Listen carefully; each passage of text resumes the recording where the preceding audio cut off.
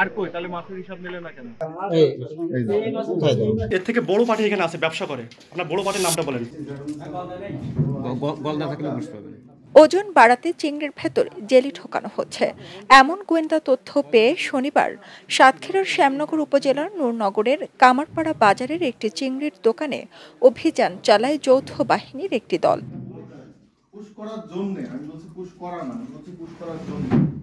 এ সময় বাগদা ও গলদা চিংড়িতে ওজন বাড়ানোর জন্য সিরিঞ্জের মাধ্যমে ক্ষতিকর জেলি পুশ করার সময় নূরনগর বাজারের ব্যবসায়ী জাহাঙ্গীর সহ তার 5 সহযোগীকে হাতে নাতে আটক করে যৌথ বাহিনী।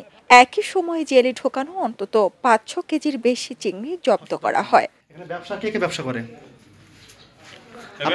আপনার কয় কেজি মাছ আছে এখানে? 10-12 কেজি। আপনার কয় কেজি মাছ আছে? 25 কেজি মতো। আপনার? আচ্ছা, এর থেকে বড় পার্টি এখানে আছে ব্যবসা করে, আপনার বড় পার্টির নামটা বলেন। বড় পার্টি কে? নাম বলেন, স্যার আসছে বলেন। বড় পার্টি কে? সবাই পার্টি স্যার ইনি ব্যবসা করে, স্যার ইনি ব্যবসা করে, উনিও ব্যবসা করে স্যার। পরে নির্বাহী ম্যাজিস্ট্রেট উপজেলা সহকারী কমিশনার আব্দুল্লাহ আল রিফাত ভ্রাম্যমাণ আদালতে তাদের 2,05,000 টাকা জরিমানা করে। অভিযান শেষে নির্বাহী ম্যাজিস্ট্রেট আব্দুল্লাহ আল রিফাত জানান, চিংড়িতে জেলি পুশের দায়ে ভোক্তা অধিকার সংরক্ষণ আইন 2009-এর 42 ধারায় নূরনগর বাজারের ব্যবসায়ী জাহাঙ্গীর হাসানকে 1 লাখ টাকা, নজরুল ইসলামকে 25,000 সহ আবুল কাশেম, রণজিৎ মণ্ডল, শাসধর গায়েন ও তুমুল মণ্ডলকে 20,000 করে মোট 6 জনকে 2,05,000 টাকা জরিমানা করে তা আদায় করা হয়। পরে জব্দকৃত মাছ ওই স্থানে কেরোসিন ঢেলে পুড়িয়ে নষ্ট করা হয়। 11 টাকা কেজি। কত কেজি মাছ এটা হয়েছে? মহাজন কি নাম কি? মহাজনের নাম কি? জাহাঙ্গীর।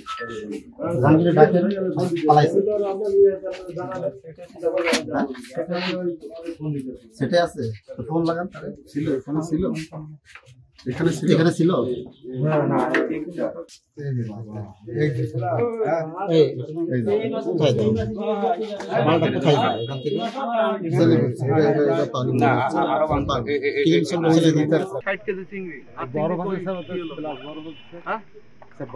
বরফ ধরলাম 200 কেজির মধ্যে 100 কেজি বরফ। 100 কেজি হবে না, তাকে আরো বেশি ধরবো বরফ। 150 কেজি ধরবো বরফ। 150 কেজি ধরবো না স্যার, বরফ ফেলার জন্য সেটা আর কই তাহলে মাছের হিসাব নিলে না কেন? দেখো এই যে এই মুরব্বির নামে।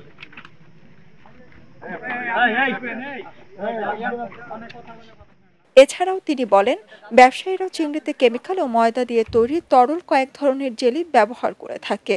এ ব্যাপারে জনগণকে সতর্ক হতে হবে, কারণ এই জেলি স্বাস্থ্যের জন্য অত্যন্ত ক্ষতিকর। এতে কিডনির সমস্যা ও ক্যান্সার সহ অনেক রোগ হয়।